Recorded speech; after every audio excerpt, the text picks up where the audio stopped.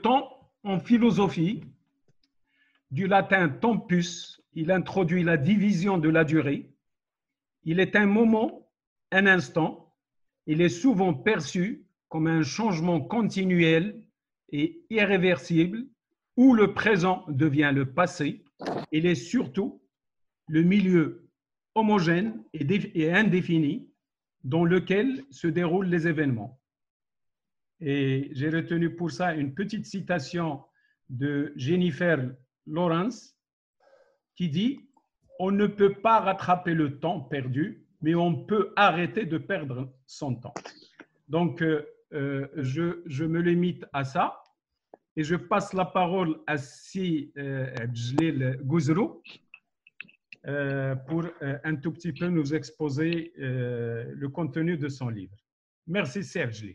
Merci Serge Razak. Bonjour tout le monde et soyez les bienvenus. Donc le temps, c'est un thème qui est très vaste et chacun peut l'aborder à sa manière, de son point de vue, de sa spécialité, etc.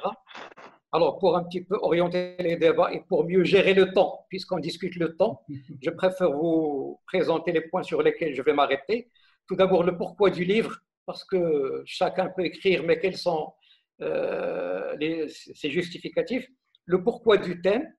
La philosophie du livre, c'est-à-dire quelle est ma philosophie propre du livre, et puis je vais vous dire les sujets abordés dans le livre, et puis un extrait du livre, je vais vous lire quelques passages et les principales conclusions.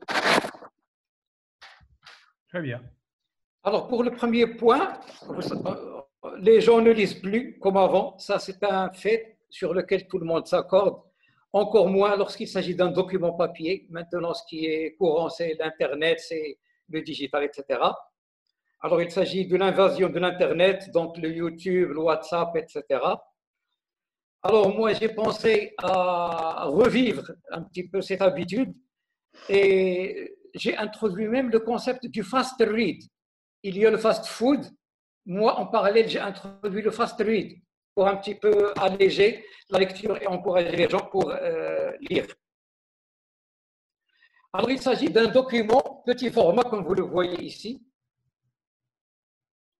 Donc, avec un minimum de pages et avec des idées claires, simplifiées. Je n'ai pas trouvé un synonyme en français. Je préfère le terme en arabe, sahl mumtani', c'est-à-dire quelque chose facile à comprendre, facile à lire.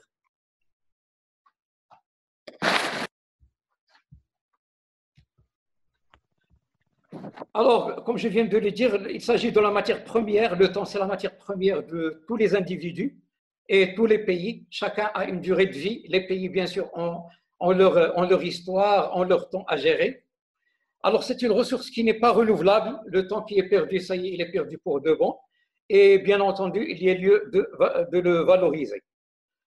Alors, ce qu'il y a lieu de remarquer actuellement, c'est qu'on est en train de vivre une accélération du cours de l'histoire, que ce soit sur le plan économique, depuis la chute du mur de Berlin, sur le plan politique, avec la mondialisation, les guerres économiques, les changements climatiques, la démographie galopante et récemment avec les pandémies. Coronavirus en est un meilleur exemple.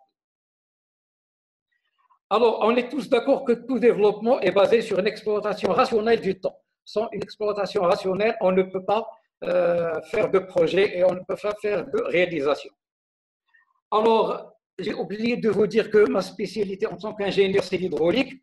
Parmi les choses qui m'ont poussé à faire ça, c'est qu'il y a une grande similitude entre l'écoulement de l'eau et l'écoulement du temps. Je donne un exemple. Un fleuve ne coule pas en sens inverse. C'est la même chose pour le temps. Alors, en hydraulique, comme vous le savez, on quantifie l'importance d'un écoulement. Pardon. ماشي كاز الماء سي عبد الجليل.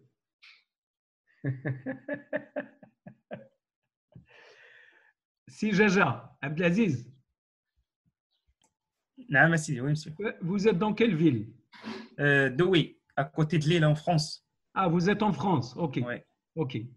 Douai, mais je ne suis On a toujours l'habitude d'avoir un verre d'eau devant soi. Bon, vous savez que c'est le ramadan, mais au moins, il faut se rincer la gorge. Là, alors, en hydraulique, comme vous le savez, on quantifie l'importance d'un écoulement par la notion de débit. Le débit, c'est quoi? C'est le volume qui passe, par exemple, dans une conduite par unité de temps. On dit le débit, c'est 10 litres par seconde, 15 litres par seconde, etc. Alors, on peut avoir le parallèle avec cette notion en économie, dans toute discipline. On peut par exemple prendre un projet et le rapporter à une certaine durée. Si par exemple quelqu'un, je donne un exemple, quelqu'un a été responsable dans un service, dans une administration, dans une société, il est resté par exemple 10 ans, 15 ans. Lorsqu'on va évaluer son passage, on va dire il a fait ceci, il a fait cela pendant cette durée. On peut dire, oh, ce type, il a fait beaucoup de choses et pourtant, il a fait ça pendant une durée très, très limitée. On peut dire l'inverse, il est resté longtemps, mais son bilan est pratiquement nul. Donc là, c'est un petit peu l'équivalent de la notion de débit avec les autres activités. Par exemple, en hydraulique, on peut parler d'eau polluée. Une eau polluée, pour moi, l'équivalent dans le temps, c'est un temps perdu. Un temps qui est perdu, c'est l'équivalent d'une eau qui est polluée. Par la suite, je vais introduire une notion philosophique qui m'est propre, qui est le temps de vagabondage. C'est un temps de réflexion à une échelle intime, etc. Moi, c'est l'équivalent en hydraulique de la phase de décantation. On peut avoir une trouble et on la laisse décanter. Alors, actuellement, nos préoccupations sont devenues nombreuses et on ne cesse de courir contre le temps. Chacun de nous, on est tous d'accord là-dessus. Depuis le matin jusqu'au soir, on est en train de courir. Je vais faire ceci, je vais faire cela. Le soir, lorsqu'on va au lit, j'ai oublié de faire ceci, ou bien j'ai pas eu le temps de faire ceci, etc. Alors, tout le monde se rend compte que le temps passe vite. Certainement que tous entre nous, on se dit, aïe, aïe, aïe, 10 ans sont déjà passés, 20 ans, 30 ans, je t'ai pas vu il y a 30 ans. Donc, on se rend compte que le temps court très vite. Alors, associé à cela, que les opportunités ne sont plus les mêmes et ne sont pas nombreuses comme dans le passé. L'épuisement des réserves naturelles, la démographie qui est galopante, la spéculation foncière, la concurrence, tout ça fait que les concurrences qu'on avait, que ce soit à une échelle individuelle ou collective, ne sont plus les mêmes actuellement. Alors, ceci nous pousse à dire que seule une bonne gestion du temps est à même d'atteindre les objectifs, aussi bien à titre individuel que collectif. Mais bien entendu, ceci nécessite une planification. C'est ce qu'on va aborder par la suite.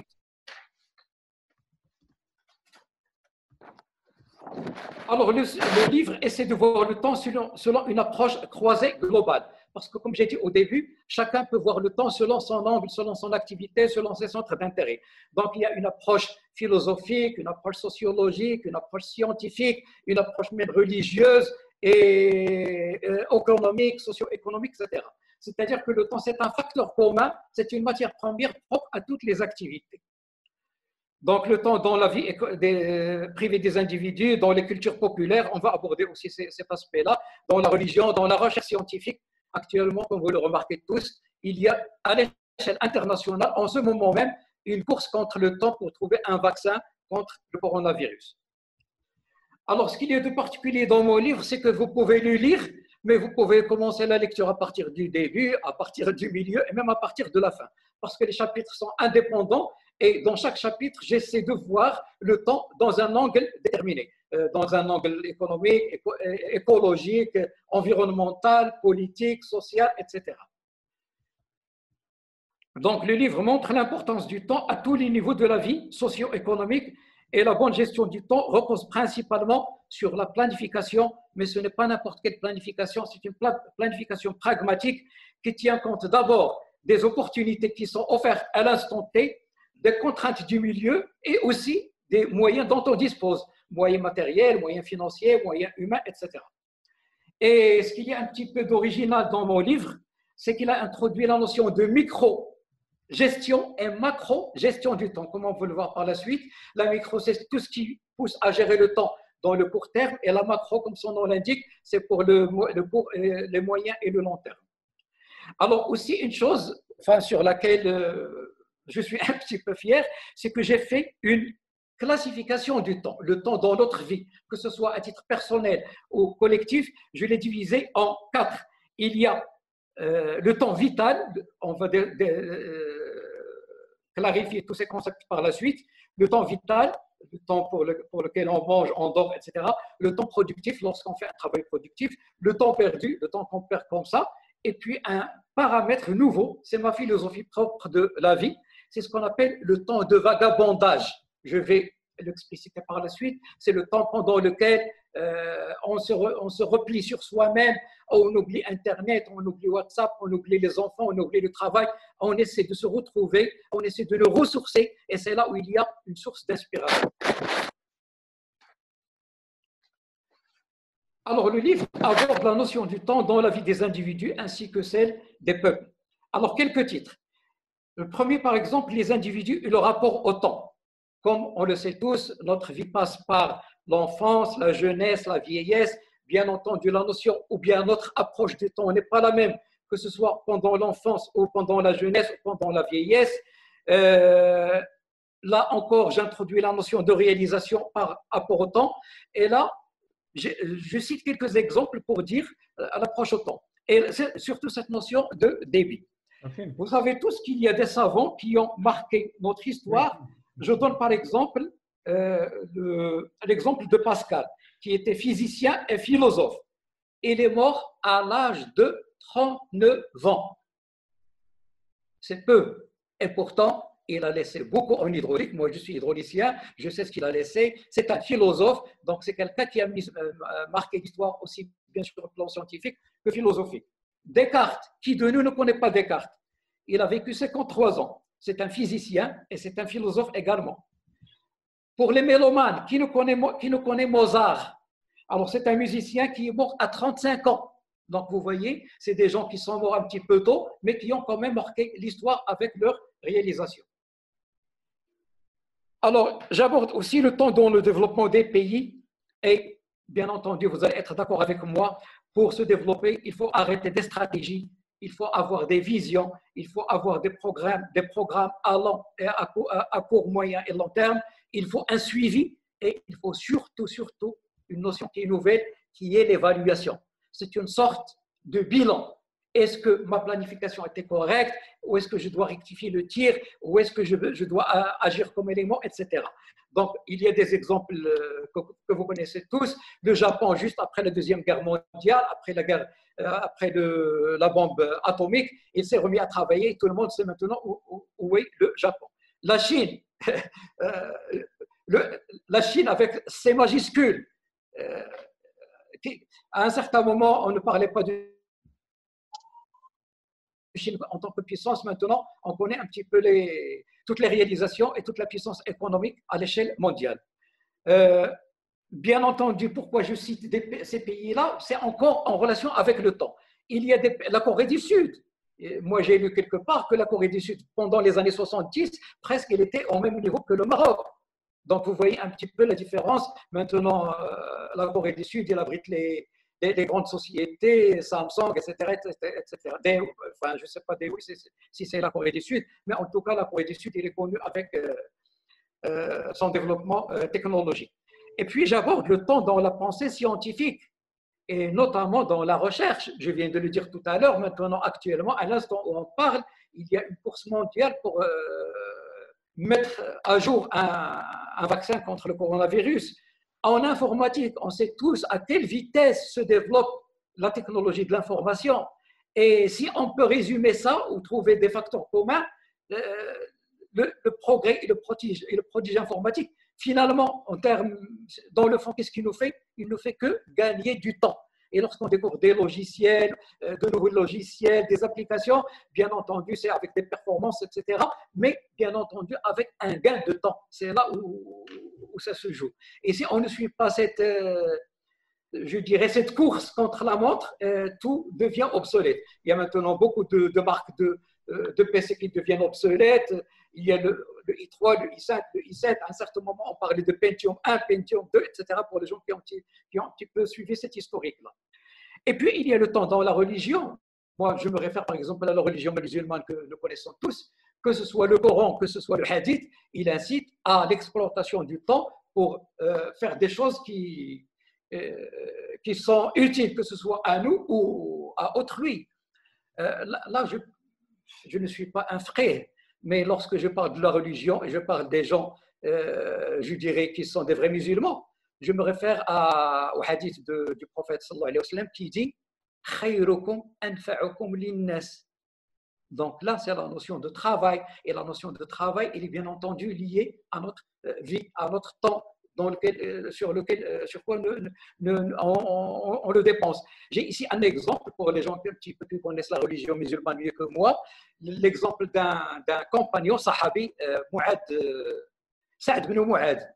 Il s'est converti à l'islam à l'âge de 30 ans, il est mort à 37 ans, et le jour de sa mort, les anges sont descendus du ciel pour l'accompagner dans ses funérailles. Pour vous dire que 7 ans était quelque chose de très important dans la vie, et on peut avoir quelqu'un qui a passé plus que ça, mais son bilan, soit négatif, soit nul, soit moyen. Et il y a aussi le temps, un chapitre réservé au temps dans la culture populaire. Alors, chacun de nous, que ce soit au Maroc, dans les villes, dans les campagnes, dans le monde entier, chacun a sa conception du temps. Pour un Parisien, le temps, c'est boulot, dodo, métro. Ça, c'est connu. La vie d'un Parisien, ça se répartit entre ces trois. L'Américain, il dit « time is money ». Bon, je ne vais pas dire que toute notre culture populaire est mauvaise, mais chez nous, à Marrakech, on dit les herbos métaux. C'est une approche, tu as le temps sur la culture populaire, mais je ne dis pas que toute notre culture est négative vis-à-vis du temps. Alors, j'aborde aussi la notion du passé, du présent et du futur. Ça, ce sont des chapitres, ce sont des titres sur lesquels que vous allez trouver dans mon livre. Alors, bien sûr, le passé, c'est l'histoire avec ses souvenirs, bons souvenirs, mauvais souvenirs, bonne réussite, mauvaise réussite. Et là encore, je dis qu'il y a la notion de bilan et tirer profit du passé. Nelson Mandela disait que moi, je ne me trompe jamais, mais je tire des leçons. Ça, c'est très important sur le plan philosophique. Donc, le passé, même s'il est parfois sombre, s'il y a parfois des échecs, parfois des côtés négatifs, il faut en tirer des solutions. Des leçons, pardon. Le présent, c'est ce qu'on vit, il faut l'exploiter au maximum, mais tout en ayant une vision du futur. D'ailleurs, sur mon livre, si vous voyez ici, j'ai mis un axe au sens mathématique où il y a le passé, le présent et le futur, et ça continue. Alors, la classification du temps. Alors, il y a le temps vital, le temps qui est nécessaire pour notre vie, le temps sur lequel on passe notre journée pour manger, pour le petit déjeuner, pour le déjeuner, pour le déjeuner, pour les casse-croûtes, tout ce que vous voulez. J'ai appelé ça le temps vital. Aussi, le temps nécessaire pour dormir. Donc, tout ça, on peut même le calculer. Je vais vous dire à la fin que j'ai calculé, pour quelqu'un qui a 60 ans, tous ces aspects, comment je peux classer les 60 ans. Il y a le temps productif, c'est le temps que vous allez dépenser sur des choses qui sont productives, que ce soit pour vous, pour votre famille, pour votre administration, pour votre société. Il y a le temps perdu, c'est le temps sur lequel il n'y a aucune plus-value. Et il y a cette notion de temps de vagabondage. C'est le temps, je vais le détailler par la suite, je vais même vous lire toute la partie que j'ai réservée à cette partie parce que ça me tient à cœur. Bon, pour l'introduire, c'est le temps qu'on doit réserver à nous-mêmes. Vous êtes tous d'accord avec moi, nous sommes des prisonniers à notre portable, à notre PC, l'Internet, les TV, les paraboles, etc. Alors moi, de temps à autre, j'essaie d'oublier tout ça, éteindre les PC, les TV, oublier, et même oublier, si on est par exemple en période de congé, oublier ses enfants, oublier sa femme, réserver 2 ou 3 jours pour soi-même. Ce n'est pas pour faire des choses qui sont mauvaises, loin de là, mais c'est beaucoup plus, j'appelle ça une phase de décontation.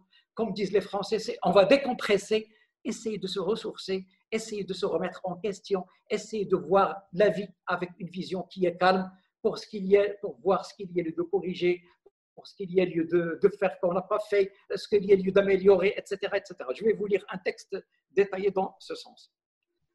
Alors, il y a aussi un chapitre qui s'appelle le stress ou la perte du temps. Le stress que tout le monde vit, et je dirais même que c'est la maladie du siècle. Moi, dans mon humble avis, dans ma modeste vision, je définis le stress comme étant une course contre la montre. Parce que c'est une course pour faire des choses et on a peur soit de ne pas la réaliser, ou bien de la réaliser trop tard, ou bien de la réaliser d'une mauvaise manière. Donc, c'est une course avec un programme qu'il y a devant nous, que ce soit à l'échelle de la journée, à l'échelle du mois, à l'échelle même de l'année, etc. Mais on on essaie de faire une course avec le temps de manière à ce que qu'on réussisse un petit peu notre pari. Et même dans cette vie, il y a aussi, j'ai introduit une autre notion, des aspects que je peux appeler voleurs, le verbe voleur de temps. Pour moi, l'Internet, parfois, c'est un voleur de temps. Parce qu'on peut, par exemple, passer du temps sur Internet pour des choses qui peu ou inutiles. Dans le WhatsApp, et même, je dirais, il y a des voleurs de temps, pas uniquement en se référant à l'Internet, etc., mais par des personnes. Je ne sais pas, est-ce que ça vous arrive? Moi, je ne vous le cache pas. Parfois, dans la rue, je peux voir quelqu'un et je fais semblant que je ne l'ai pas vu. Pour la simple raison que si je vais lui parler, il va me retenir 1 heure ou 2 heures dans des choses sur lesquelles je n'ai rien à foutre. Je m'en moque absolument. Ça, j'appelle ça des voleurs, entre guillemets, des voleurs de temps. Ça peut être des personnes, comme ça peut être des activités telles que l'Internet, la TV, etc., etc. Alors, il y a la micro et macro-gestion du temps. Donc, la micro, c'est tout ce qui est journalier. Moi, dans ma vie personnelle, c'est comme ça. Je me réveille le matin. Parfois même, j'arrive à écrire ça. Je vais faire ceci, cela. Parfois même, je fais un itinéraire sur le plan géographique pour réussir tout ce que je vais faire dans la journée parce que je sais que c'est obligatoire et je ne veux pas être stressé. Donc, c'est comme je fais une carte, une feuille de route, une mini-feuille de route à une échelle quotidienne. Bien sûr, pour planifier les tâches qui sont importantes. Ce n'est pas pour aller passer des heures et des heures dans des cafés, dans des discours inutiles. Et il y a la macro-gestion du temps, c'est la planification à long terme. Si je veux préparer un master, si je veux préparer un diplôme, ou bien à l'échelle du pays, comme vous le savez, le Maroc, il a beaucoup de programmes. Le Maroc vert, les autres, je ne me rappelle plus des noms, mais ce sont des programmes qui sont à long terme et sur lesquels on travaille au fur et à mesure. Alors, il y a un chapitre aussi, le temps dans la vie professionnelle et l'évolution de carrière. Je commence par les étudiants qui font des CV. Lorsqu'un étudiant ou bien quelqu'un qui postule pour un travail présente un CV, quand est-ce qu'on va dire « Ah, c'est un bon CV », c'est lorsqu'on remarque que cet étudiant, ou bien celui qui postule, il a fait beaucoup de choses et dans un temps réduit. S'il me dit par exemple que dans 5 ans, il a fait ceci, cela, je vais le favoriser par rapport à quelqu'un qui pendant 10 ans, 15 ans n'a fait que la moitié. Donc là, il y a la notion de temps qui joue sur le choix ou bien sur lorsque vous postulez pour un travail. Et il y a la formation continue aussi, c'est une question de temps pour moi. Ici, en parlant de formation continue, j'introduis la notion d'obsolescence. On ne parle pas d'obsolescence uniquement pour un matériel, mais même aussi. Moi, je suis ingénieur, j'ai peur un jour d'être un ingénieur obsolète, c'est-à-dire dépassé par les événements. J'ai peur de voir des médecins obsolètes, des avocats obsolètes. Donc là, c'est aussi une exploitation de temps pour se remettre à jour, pour faire la formation continue, etc. Donc, l'obsolescence, il peut être programmé si on ne fait pas un effort dans le temps, notamment au niveau de la formation continue.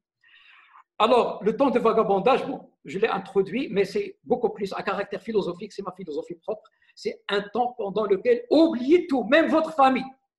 Ce n'est pas pour l'oublier pour de bon, c'est pas pour aller s'échapper par-ci, par-là, mais réservez parfois même un voyage de 3-4 jours, pourquoi pas, bien sûr d'une manière innocente, mais pendant ce voyage, vous allez voir des choses que vous pouvez voir ou que vous pouvez évaluer en solo. Je vais vous lire un texte détaillé dans ce sens. Et il y a un chapitre, je l'ai laissé à la fin, je l'ai appelé comme ça, la fin des temps. Yom al-Qiyamah. Bon, ça fait peur. Alors là, pourquoi j'ai introduit ça? Parce que maintenant, il y a même des chercheurs de renommée internationale qui ont je dirais, une crédibilité, qui commencent à parler de la fin de l'univers, avec la destruction de la planète, avec la pollution, avec les épidémies, avec les changements climatiques, avec la pollution, avec tous ces phénomènes-là, et associé à tout ça, l'homme qui est là-dedans, il y a des gens qui vont... Il y a même des modèles mathématiques qui prévoient que telle ou telle année, avec la pollution, il n'y aura plus d'oxygène, il n'y aura plus d'eau, donc ce sera peut-être la fin des temps. Bon, c'est un petit peu grossier comme conclusion ou bien comme approche, mais dans le chapitre, si vous lisez ce paragraphe-là, c'est beaucoup plus pour sensibiliser l'humanité tout entière à protéger l'environnement. D'ailleurs, j'ouvre une parenthèse, je suis sûr et certain que sur la télé, moi, j'étais tout à l'heure sur Euronews, ils ont réservé un passage pour dire que la nature se remet en paix. Ils ont montré Venise, où l'eau est devenue propre. Ils ont montré même les trous d'ozone qui commencent etc., etc. Pour ça, pour vous dire que ce chapitre, je l'ai réservé beaucoup plus sur un aspect environnemental. C'est pas pour raconter, c'est pas un langage charlatan. C'est pas comme les Incas qui ont prévu la fin du monde en 2012. Est-ce que vous vous rappelez? Les Incas avaient dit que la fin du monde aurait été en 2012. Bon, mais c'est beaucoup plus un langage scientifique basé sur l'exploitation des ressources naturelles et c'est beaucoup plus dans une vision environnementale. Alors là, comme je l'ai dit tout à l'heure, un extrait du livre est exactement sur ce fameux concept de temps de vagabondage. C'est ma philosophie propre. Alors, je vais le lire texto, vous m'excusez. Comme il a été expliqué dans les pages précédentes, pratiquer une bonne gestion du temps, c'est pour réussir dans la vie et contribuer à notre bonheur. Pour donner un vrai sens à notre vie, alors il faut souvent remettre en cause quelques-unes de nos pratiques ou quelques-unes de nos idées et convictions. Ceci s'impose plus que jamais aujourd'hui, puisqu'on mène une vie mécanisée et programmée, basée sur le concept de consommation et acquisition matérielle. Pour se ressourcer et vivre une sorte de décantation d'esprit, il y a lieu de trouver, ou plutôt programmer, des moments de solitude, de silence et de méditation. C'est une grande source d'inspiration, et notamment si c'est fait dans un cadre naturel en termes de paysage. Il est même question, dans la mesure du possible, de trouver un temps de vagabondage correspondant à un voyage ou une évasion en solitaire. Oublions tout et vivons pour soi-même. Ceci ne veut pas dire oublier ses responsabilités envers sa famille ou ses obligations professionnelles. Je dis qu'au contraire, un temps de vagabondage bien réussi permet de bien orienter notre vie conjugale et professionnelle. Le temps de vagabondage permet non seulement de réfléchir en solo, mais aussi de découvrir d'autres réalités, d'autres mentalités, et ceci demande un courage intellectuel, quel que soit le résultat. Comme l'a dit souvent le grand chanteur Jacques Brel, que je qualifie au passage de philosophe, il a dit la chose suivante: je préfère me tromper que de me taire. Alors, il y a un sens d'aventure dans tout cela, mais on arrive finalement à connaître et savoir les vérités. Je me rappelle qu'en mathématiques, moi je suis mathématicien à la base, j'avais eu un bac sciences maths. Je me rappelle qu'en mathématiques, pour démontrer une vérité logique, on fait ce qu'on appelle un raisonnement par l'absurde et on arrive à la fin à une contradiction. Il y a un mathématicien parmi nous, je crois que je ne dis pas de bêtises. Alors, dans la religion musulmane, par exemple, la période du pèlerinage ou la Umrah est un grand moment d'évasion dans la mesure où il s'agit d'une purification de l'âme et un retour aux sources. Je me rappelle très bien du jour de Arafat, lors de mon pèlerinage. C'était une journée qui nous rappelle le dernier jour devant Dieu pour la réédition des comptes. C'est donc un voyage vagabond qui nous libère au moins momentanément de notre avidité matérielle et nous incite aux belles valeurs morales de respect et de fraternité. Le temps de vagabondage ne sert pas uniquement à se purifier l'esprit et l'âme, mais aussi à avoir de l'inspiration pour des projets à caractère purement matériel. Les hommes d'affaires en savent beaucoup. Encore une fois, tout dépend qu'est-ce qu'on veut dans notre vie, qu'est-ce qu'on a comme objectif, pourquoi nous vivons, quel sens donner à notre vie. Le temps de vagabondage n'est qu'un outil pour orienter nos décisions. L'essentiel est de programmer ce temps pour ne pas se laisser perdre dans la vie classique, routinière, manquant de goût et de saveur. Voilà. C'est Abdelil. Alors, les principales conclusions du livre. Alors, j'ai parlé, comme je viens de le dire tout à l'heure, du temps sous différents aspects, sur plusieurs angles. Alors, une perte de temps pour moi se traduit finalement par une perte d'opportunité et de performance. Et lorsque je dis opportunité de performance, ça peut être à une échelle individuelle, comme ça peut être à une échelle collective.